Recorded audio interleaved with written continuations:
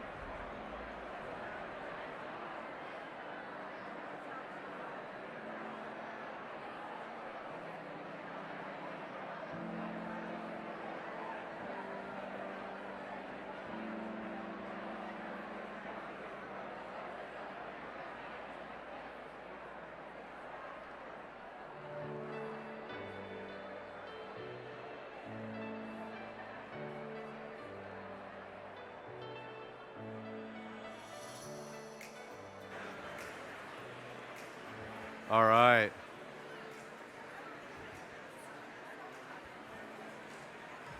All right. I think I'm on. There we go. I know you have a lot of stories. I'm going to tell you mine. My brother and I had a field that was next door to our home. We lived in a horse area in Los Angeles County, and so my brother and I, we were always kind of just out doing something but bikes, but we found this hill trail that had all these strange, high, white boxes. And we kind of discovered there was bees in them, and we're young and we don't realize, so we thought we'd ride down the trail with our legs out, kicking over the beehives. I feel so guilty that I don't know what whoever was doing the honey, but it had to be disturbed because we were kicking those over. I got stung so many times. I got stung so much, the doctor said I'm now somewhat allergic to bee stings. Now, that wore off over years, but I had stings all over. Why are we talking about bees? I just bear with me for a moment because I think I'm really into creating images, illustrations that help you understand biblical truth. And I feel like the example of a bee gives us some light about what we're going to talk about in the Beatitudes. Now, I want you to know, if you kick over a hive of bees, they get angry, really angry. I realize why. 99% of the hive are all female. Do not tick off a bunch of women, right? Am I right? You are going to be in trouble. You're going to be in trouble. You're going to be not good. But I didn't realize that only 1 to 2% are actually male in a hive. But I found it fascinating that you don't have to tell a bee, or they don't have to get trained to be what they were created to be. So look at the process of what a worker bee goes through as kind of their development. They start out as cleanup crew. Their first job is to clean out clean their room once she's hatched. Then they become a nurse bee, tending to other baby sisters, feeding and caring for the eggs and the larvae. After about 2 weeks old, they start creating honey. Then they go into the honeycomb builder. They go to a guard bee, a forager bee, and that's kind of where they end. And I thought it was fascinating that these bees don't have to be told this. They just operate as they were created to be this. Now, they never go off script. They are being what they were created to be. That is our whole series about being in the now. If you are a Christian this morning, claiming that you know Jesus, see, it's one thing to say you believe in God, but to understand that you have a relationship with God means you have to have a relationship with Jesus. And knowing Jesus means that you have a relationship with Him and that He has deposited the Holy Spirit into your life, and that changes you. Now, often in our culture, we really operate with this idea that we have to change ourselves for God. And that's what I'm trying to change a little bit of the paradigm of how we think about our faith, that there is a spiritual transformation that causes you to become and be what God has created you to be. Now, that doesn't mean that there's not effort for us to stay away from sin, to operate, and we're going to see that in a minute. I'm going to show you and illustrate how this works. But the Beatitudes are an invitation, as I'm going to end up telling you, to be a part of the kingdom and to be changed, to be transformed, to be invited into the kingdom. I don't know about you, but I want more of that. I flip on the news, I look at my news feed on my phone, and there's just not a lot of kingdom. There's not a lot of peace. There's not a lot of blessedness in our world today. So where can we find that?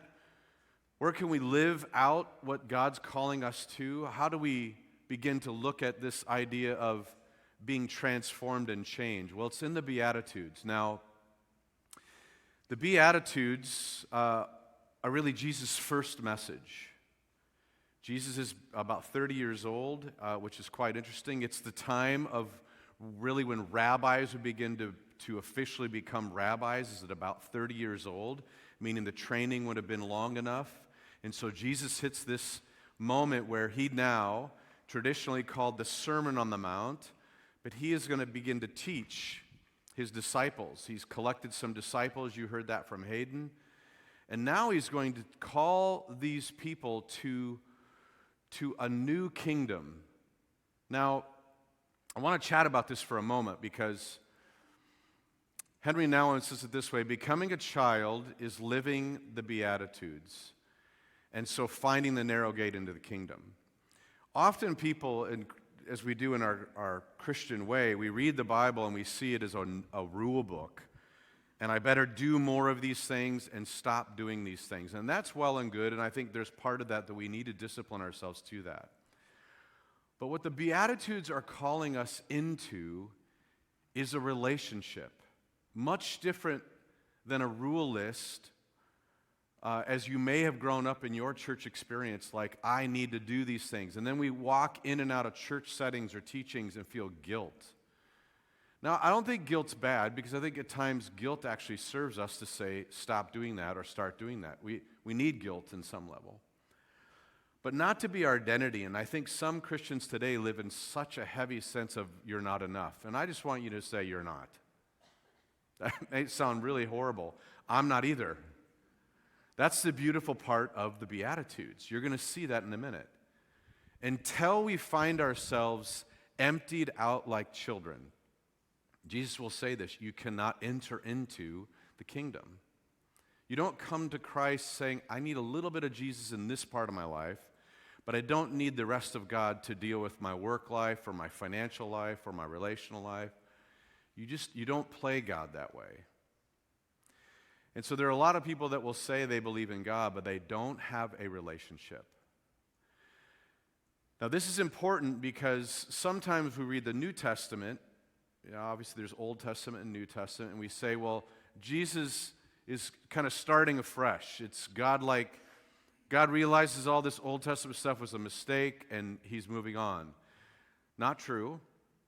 Jesus is the fulfillment of the Old Testament. You look at this in Matthew 5, Jesus says this in the Sermon on the Mount, do not think that I've come to abolish the law or the prophets. What he's saying is, all this stuff in the Old Testament of the Ten Commandments, God's law in Leviticus, and the ways he wanted people to live, he's not come to say, let's scrape the whiteboard and let's start over. It says that I've not come to abolish them, but to fulfill them. Jesus is going to live out exactly what God intended. Now, I think this is important when we talk about the law, because, we see a lot of Christianity or religion as rules that are prohibitive. I can't enjoy what the rest of the world enjoys, and I got to be a boring, restricted person. We feel like it's trapping. I just pulled out the Sawzall the other day, and I'm looking at a finger to make sure I still have it on there. But, it's that tool. It's a reciprocating tool, and it's a saw blade. And I probably should have reread the instructions about where to put my fingers, because sure enough, I put my one right in the reciprocating, not where the saw blade was, but my finger turned purple. I say that because it wasn't trying to restrict or prohibit the use of that. It was trying to protect me. Most of God's laws in the scriptures are protective to say, hey, I created you, and if you do that, it's not going to be good, because I didn't create you for that. It'd be like taking the bee and putting them in a whole different environment to do something completely different. You weren't created for that. And so Jesus says this. Sorry, we're having something in the system here. There you go. In Hosea is one of the prophets in the Old Testament, and it says, I don't want your sacrifices, I want your love. And this is out of the Living Bible. This is God speaking through the prophet Hosea. And I don't want your offerings, I want you to know me. Just stop for a minute and think about that. Despite all the Old Testament readings you've read about the laws and the rules and the guidelines, God's intent for the law was to expose their own brokenness and call them into relationship with him. I want your love, and I want you to know me. If we treat our faith as some sort of transaction with rules and a way to operate our lives and to look Christian, we miss the very thing that's most important. God wants our hearts and wants relationship with us. This God is relational. Are you attuned to a relationship with the Father? Meaning, are you connected that way? Because if faith is simply just hitting a card, this is exactly what Jesus is going to be teaching in the Beatitude. It's what he's going to be addressing in the Sermon on the Mount.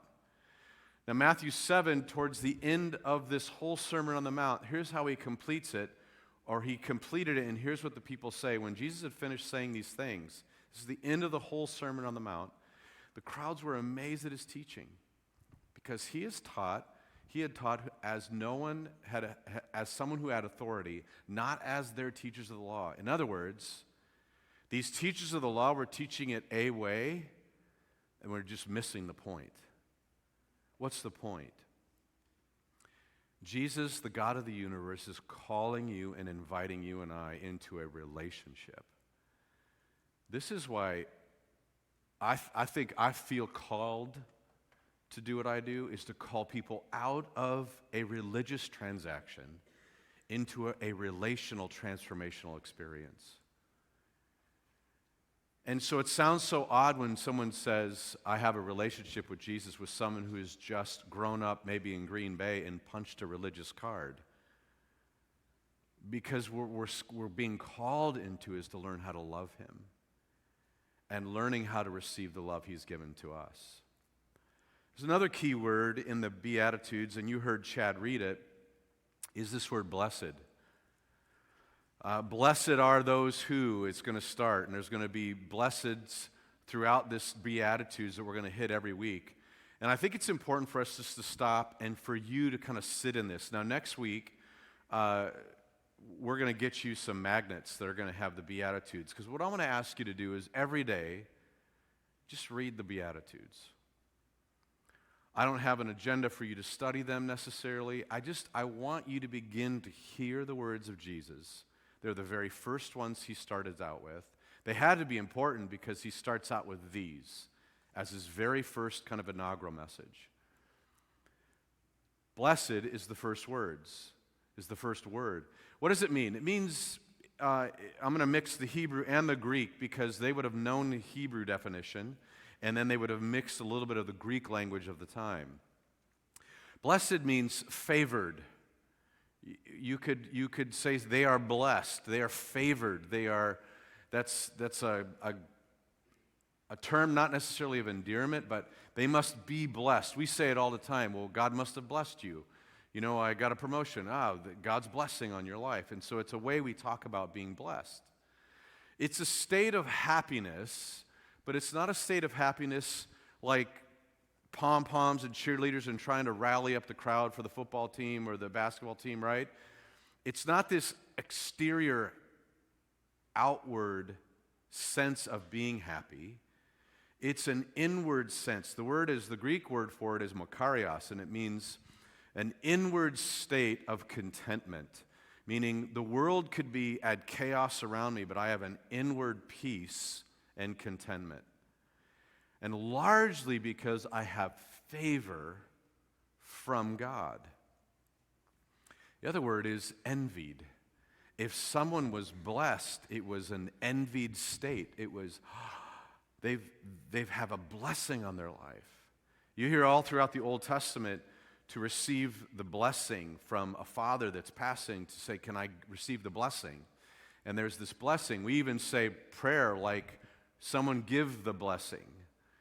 It's this state of envy. It's a state of someone you would want to imitate. Like you look to them to say that they're blessed. Jesus is saying, happy and envied are those who, and he'll go on. We're going to unpack that further, but I just wanted that to sit in there for a little bit as we hear that. Now, Skye Jethani, we've used him before in some of his writings. Jesus is not prescribing how to be blessed, but rather describing who is blessed. While the world says the strong, powerful, and happy are well off, Jesus turns our expectations upside down by saying it's the weak, it's the sad, and the overlooked who are well off in God's kingdom.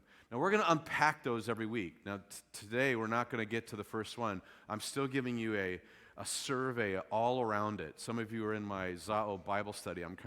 I'm surrounding you with context of what's unfolding.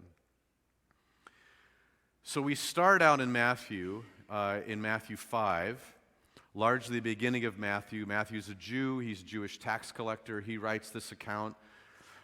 But what we find is Jesus' birth, and we kind of get to the point where now he gives his first message. That's Matthew 5, 1 through 12. We're going to start on that next week. But after that, and you probably encompass all of it, it's called the Sermon on the Mount. Now, these, again, titles were put on later as people started to kind of frame and put numbers and captions where the Bible, kind of just to organize it for us. So somehow we have these two different sections that are very unique but very connected. And so Jesus is going to teach the Sermon on the Mount. The Sermon on the Mount is from Matthew 5 13 through chapter 7 through verse 29. It's quite long. Many of you know it. I'm going to survey here in a minute. And I want you to kind of just follow with me. So I don't know if you have a phone Bible, and those are legal, or a written Bible, but just to give you a little bit of, it's important because Jesus is going to spend a lot of time and energy on how you are to relate and to operate. He's actually going to talk to you in the Sermon on the Mount in verses, this chapter past the Beatitudes, is how you should be living your life. A lot of doing. So just let me give you a little bit of this picture, because I think this is a great way to then go back and look at how we can do that, because this is overwhelming. First, he's going to deal with how to relate to the world. He calls us the salt and light. Remember that? And what does salt do? Salt is a preserver. Salt is to be put on something that's going to give it longevity, to make it last. Light is to be put into rooms where there's darkness or places where there's darkness. In other words, Jesus is saying, how do we relate to the world? Don't run, Christians, from dark, decaying places, but run into them. We get the idea in America, and the way we've grown up in our Christian world is run away from bad people or bad places. Stay away from evil. Quite the opposite. Jesus says, no. Those who are blessed, those who live, will run into and be the salt and light to those places. Relate to the law. He talks about just the fulfillment of the law. He says that those weren't rules, those weren't regulations, but these are gifts for us to how do we live our life. Let's quickly go to relate to others. Remember, he says, if you thought it in your head, raka. If you thought it in your head, so I was driving I was just telling the Bible study group this. Trish and I were driving down to Chicago, and we stopped for gas somewhere down southern Wisconsin, and Trisha kind of pulls the car around, and I get out to go to the gas station. I come back, and this guy rolls down his window and says, hey, tell your stupid wife that she's not following the rules. So this says,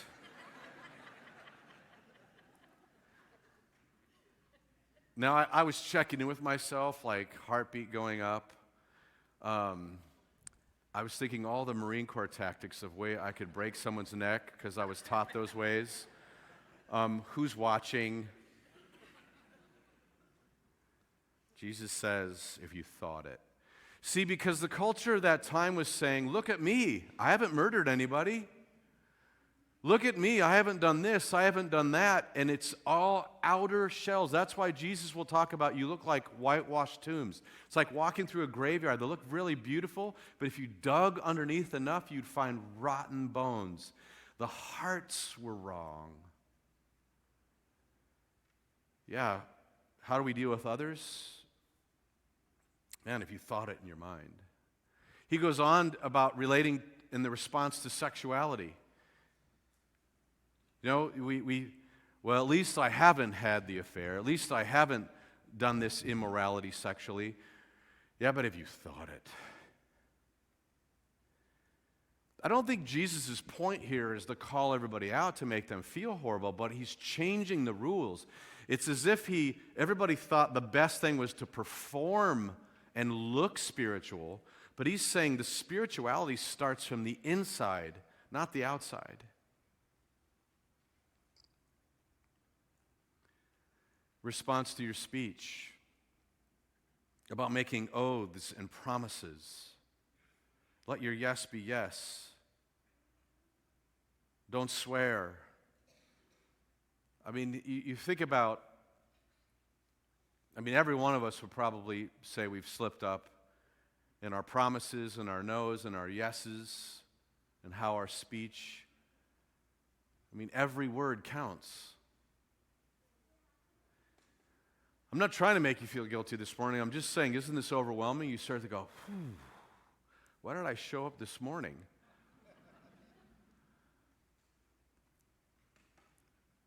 tells us how to respond to hostility. You've heard it said, love your neighbor and hate your enemies. Jesus, shh. I'm going to tell you to love your enemies.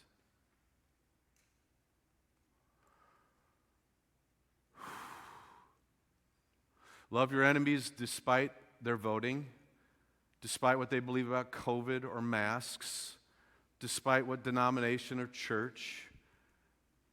Love your enemies, no matter what they say on social media. Love your enemies. Don't you just feel like, wow, who are these people? How do they pull this off?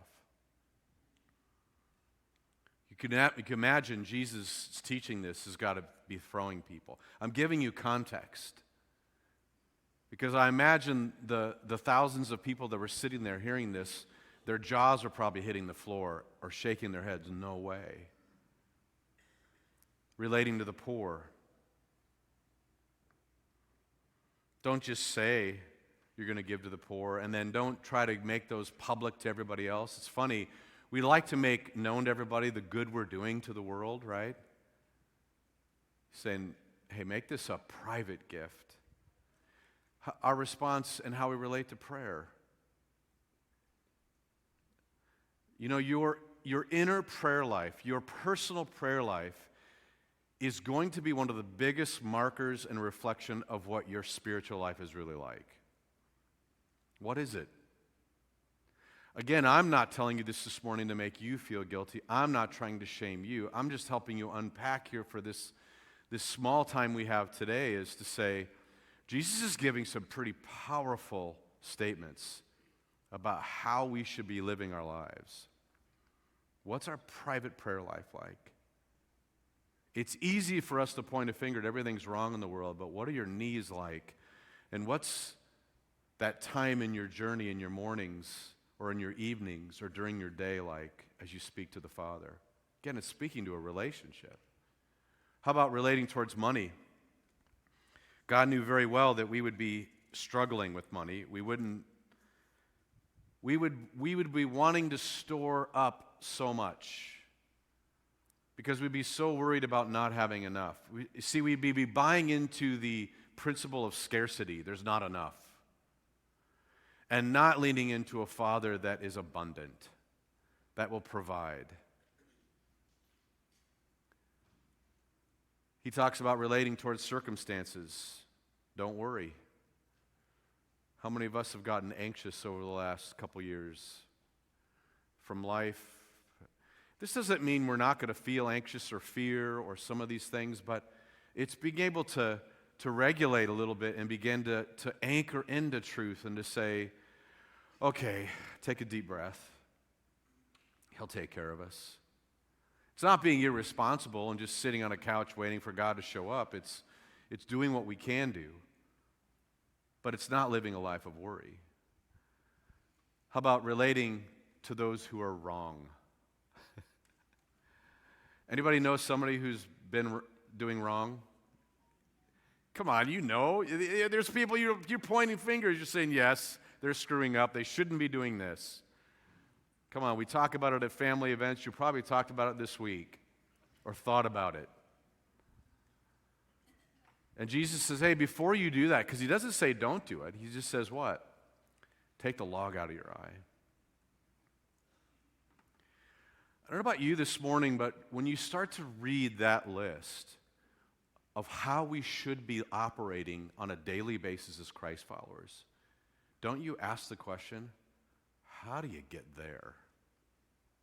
How do you get there? I mean, this is what they're supposed to look like on the Sermon on the Mount. How do you get there? And I'm giving you context because that's what Jesus is going to say. You get there through the Beatitudes. You get there through the Beatitudes, not doing them, but it's a being. It's the being in the now, and that's what we're going to do this whole series, is how do we enter into the Beatitudes? Because it is going to start with a very powerful statement in the very beginning. Blessed are what? The poor in spirit. It's gonna take us into a place that the only way you can enter into the kingdom, which is both a spiritual and physical realm, it's both current and future. Meaning Jesus says the kingdom starts now, but it's not fully yet. Meaning until his second coming, the physical restoration of the kingdom will not be done. But he invites us into a spiritual one of the kingdom. And the invitation is, blessed are the poor in spirit. We're going to talk about that next week. What does that mean? It's not poverty like financially. It's what I keep finding in my journal as I write my prayers in the morning. I am nothing without you. I have nothing to offer without you. Are you spiritually bankrupt? Because that's the entrance into the kingdom. I want you to watch this video. This is Tim Keller talking a little bit about kingdom, because this is Jesus' invitation, and then I'm going to close us, but this gets us into the concept of what Jesus is doing with the Beatitudes.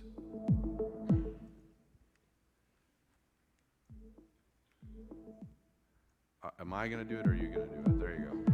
The disciples hear Jesus talking about the kingdom of God, and they say, well, in a kingdom, you got people at the top, and you've got people in the middle, and you got people at the bottom. A kingdom has a structure to it. A kingdom has a hierarchy to it, actually.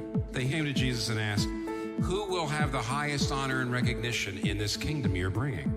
When Jesus responds, he gives us the most counterintuitive, upside-down, inside-out understanding of true human greatness that's ever been enunciated. Whoever humbles himself, whoever takes the lowest position, like this child, is the greatest in the kingdom of heaven. The world's understanding of greatness is, I have to struggle, I have to compete, I have to win, I have to achieve my greatness. That creates an insecurity in you. And because of that, it means that when you walk into a room, you immediately filter out the people who can't help you come up. You're looking for people who enhance your credibility. Jesus says the mark of true greatness is you don't screen people like that. You welcome them. You're open to them. Jesus says the greatest in the kingdom is the one who's come the lowest. Who has come the lowest? Jesus Christ, who was the highest, went the lowest. He's the greatest in the kingdom of heaven. N.T. Wright says what Jesus is saying is, now that I'm here, this is the Beatitudes, God's new world is coming to birth. And once you realize that, you'll see that these are habits of the heart which anticipate that new world here and now. These qualities, purity of heart, mercy, and so on, are not to speak, so to speak, things that you have to do to earn a reward or payment, nor are they merely the rules of conduct laid down for new converts to follow. They are in themselves the signs of life, the language of life, the life of a new creation, the life of a new covenant, the life which Jesus came to bring.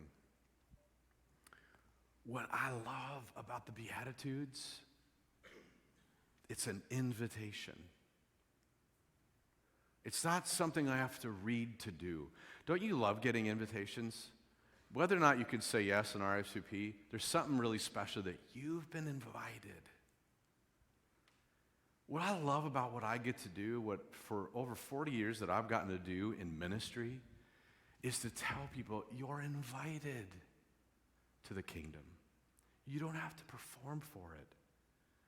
There's not a list of prerequisites where God said, you better show up cleaned up, you better dress up, you better get it right.